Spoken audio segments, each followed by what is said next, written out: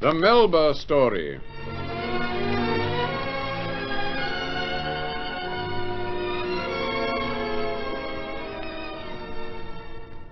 The story of Australia's most famous woman.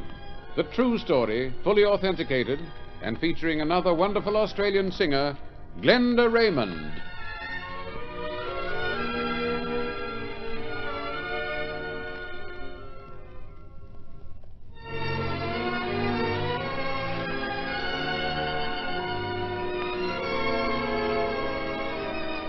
The Melba Story.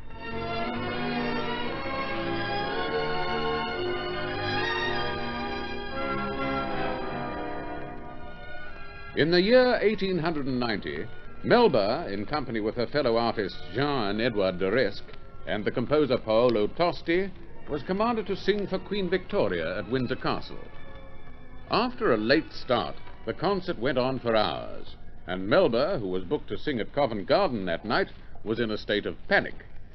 Eventually, they were permitted to leave the castle and set off for Windsor railway station in a horse-drawn cab. Tosti urged the driver on, but the horse could move no faster, and as they neared the station, Melba saw the train drawing out. The train! It's going! Stop! Into the Queen's name! Hey, wait for us! Stop! Oh, it's no use. Whoa there, whoa! Jean! Edward! What am I going to do? You can do nothing, my dear, except express your apologies to the management. Oh. What has occurred, Nellie, is not your fault. I told you what might happen at Windsor Castle. When you go there, you enter another world. Well, I'm not beaten yet. Mr. Tosti, do you think you could persuade the station master to telegraph the next station and ask the driver of the train to wait for me? Wait for you? But, Nellie, how will you get to the next station? In the cab. How long do you think that would take? This horse, it cannot progress beyond a slow walk. Here, what are you talking about? This be a right good nag, this be. Served me faithful for 17 years, never put a foot wrong. Oh, a careful horse, that's obvious. A horse that could live to be 100. Will you see the station master, Mr. Tosti? Very well. I will see him. And will you ask him to hold the train? Ask him? I will command him. Aviso! Attenzione! I speak for the Queen! I am the Queen's messenger! He'll do it, I know he will. Then let us proceed. To the next station, quickly. Get up.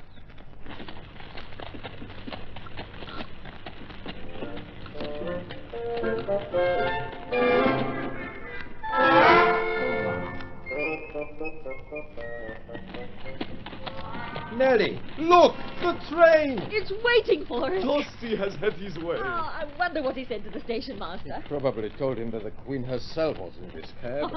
Is that not the truth, Edward? Nellie is undoubtedly the Queen of Song. Oh, I hope tonight's audience thinks so. Come on, hurry. By this time, Mr. Harris will be having a fit. He should be very grateful to you, Nellie. Not many prima donnas would go to so much trouble. I've always tried to keep faith, Edward, with everybody.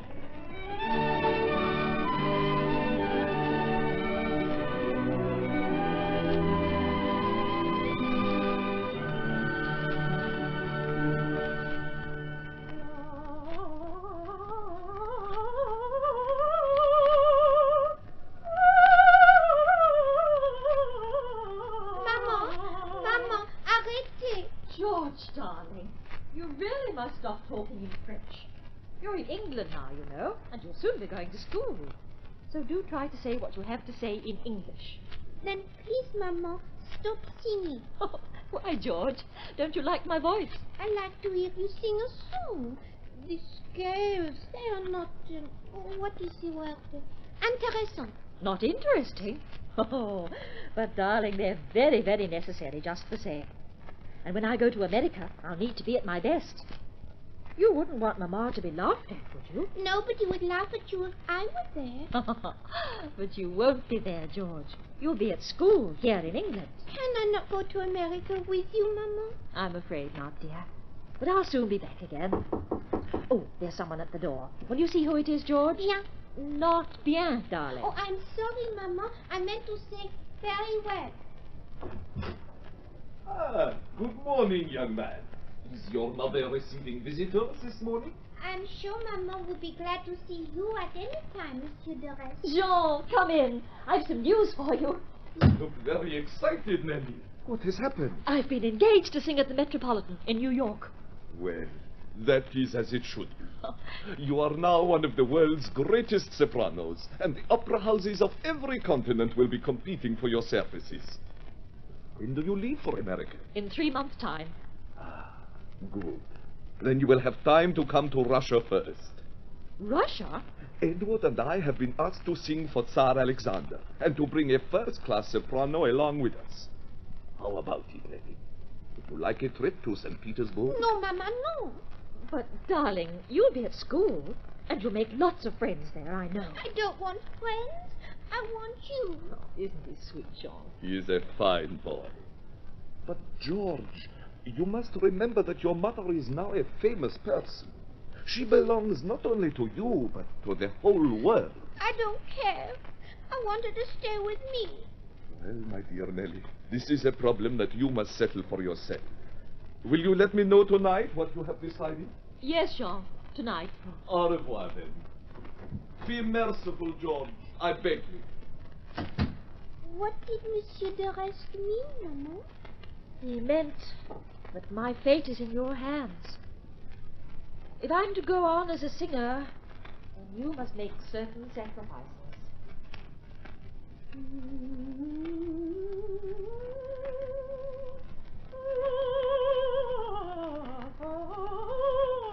No, Maman, don't sing that. Sing me a song. All right. What shall I sing for you? How about this?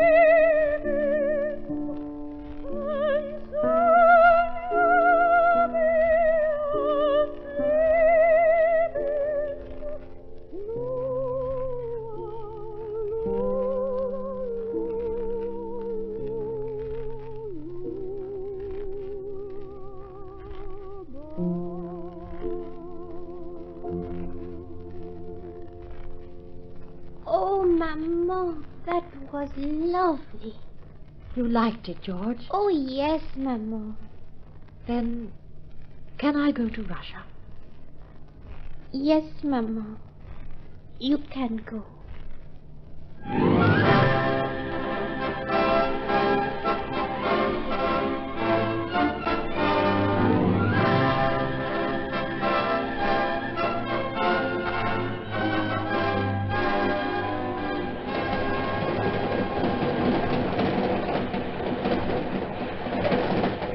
So your little boy consented to let you go, Nellie? Yes, John. He gave me his permission. And if he had not, Nellie, would you have stayed at home? If George had not agreed, Edward, I would not now be on this train, speeding across the wastes of Russia. Oh! What is this? Why have you pulled up so suddenly? There must be something wrong. On your feet. Who are you? What does this mean? Do you know who we are? No, I do not. Your name? I am Madame Melba. Is that your real name? Why, no, So, you are traveling under an assumed name. You're here under false pretenses. Don't be silly. I'm on my way to St. Petersburg. I'm going... Be silent! Come with me. You're under arrest.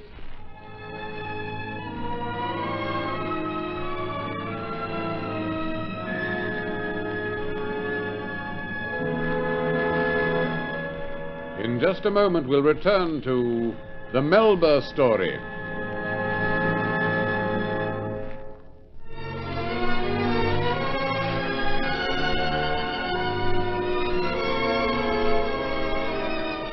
The Melba Story.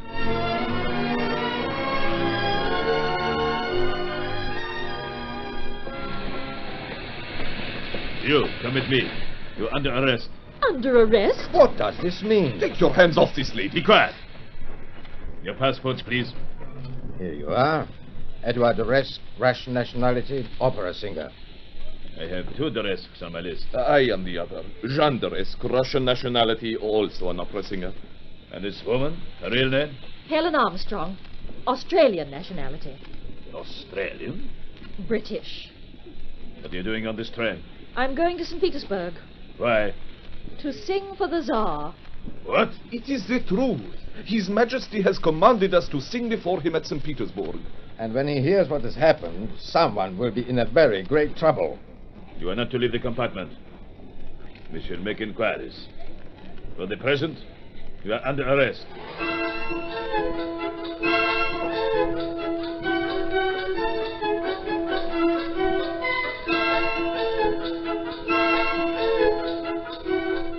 How much longer am I to be kept waiting here? Be patient, madame. Oh, how could anyone be patient in the face of such stupidity?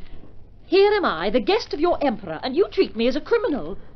I'm sure His Majesty wouldn't like to hear that one of his guests was insulted in this manner.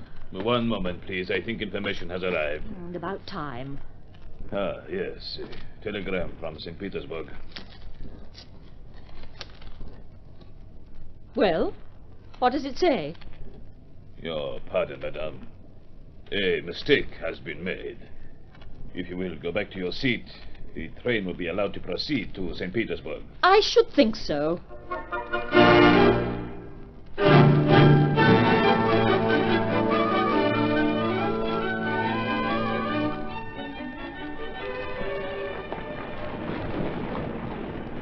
Well, Nellie, what do you think of St. Petersburg? Oh, I don't know how to answer that question, Jean. It's very, very beautiful, but it makes me feel melancholy. It seems to be a city of sadness. Sadness?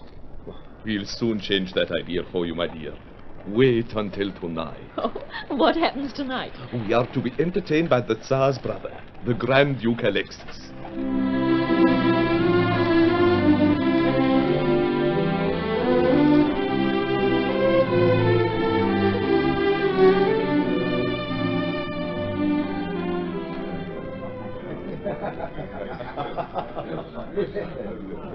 I am so happy to have you here as my guest, madame.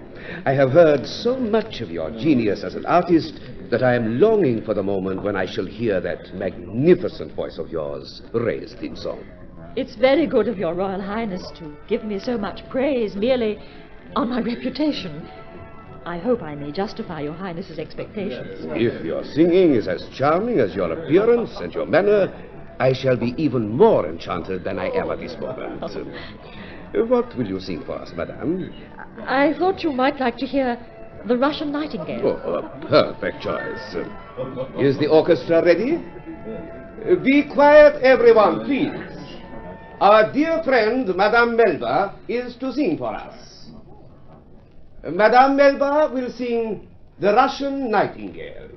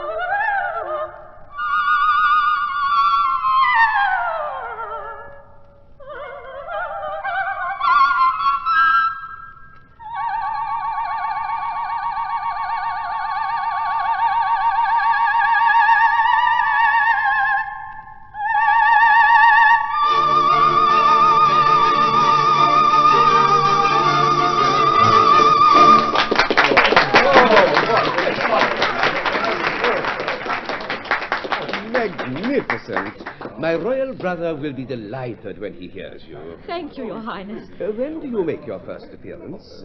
On February the 3rd, in Romeo and Juliet.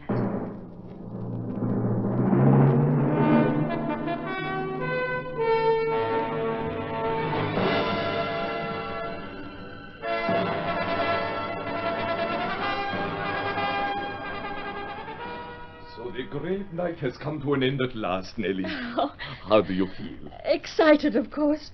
But I think everything went well, Jean. Don't you? Yes, you especially. Oh. And the best of it was that you were not overawed by the fact that the Tsar was in the audience. Oh, I'm quite used to royalty now. And I think I've overcome my hoodoo. Hoodoo? What is that? You know, bad luck. Have you had bad luck? Oh, yes, plenty of it. In Australia, everything that could possibly go wrong went wrong. And I had quite a struggle in England, too.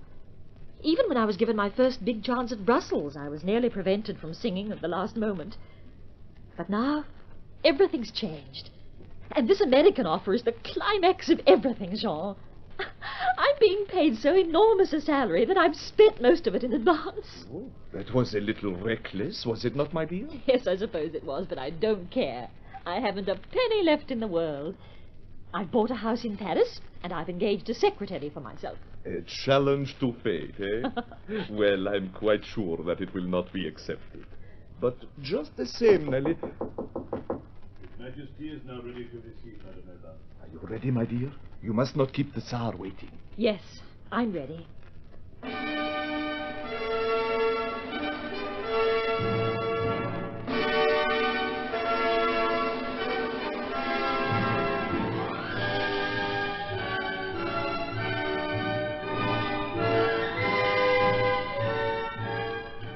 Your singing has been a cause of keen delight to us, madam. We are grateful to you and your fellow artists for making this arduous journey on our behalf. For me, Your Majesty, it has been a sincere pleasure. Well, if that is so, we hope you will soon come again. In the meantime, madam, we wish you every success in your career, and we hope you will accept this little gift as a memento of this occasion. Oh, Your Majesty. You are pleased with it? It's the most beautiful bracelet I've ever seen in my life. A trifle, but typically Russian in its design. It may remind you of St. Petersburg. Oh, I can never thank Your Majesty enough. We remain in your debt, my dear, and we shall watch your career with the greatest interest. God go with you.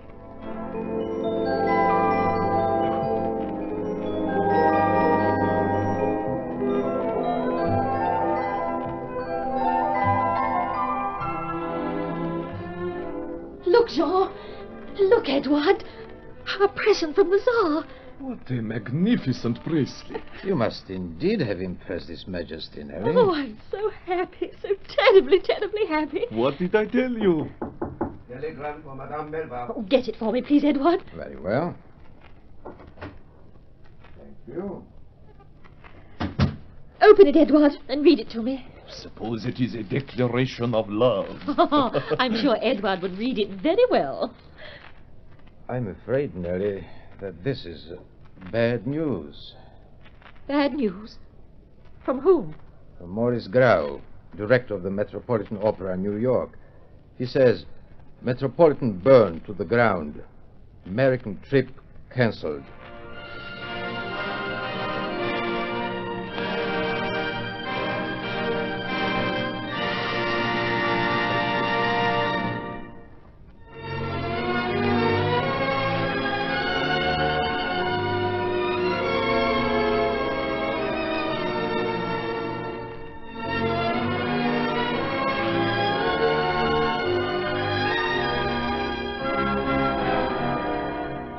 Serious news for Melba, who has already spent the money she expected to earn in America.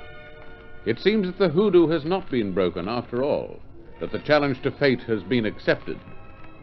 We'll learn how Melba faced this very difficult situation in the next fascinating chapter of The Melba Story.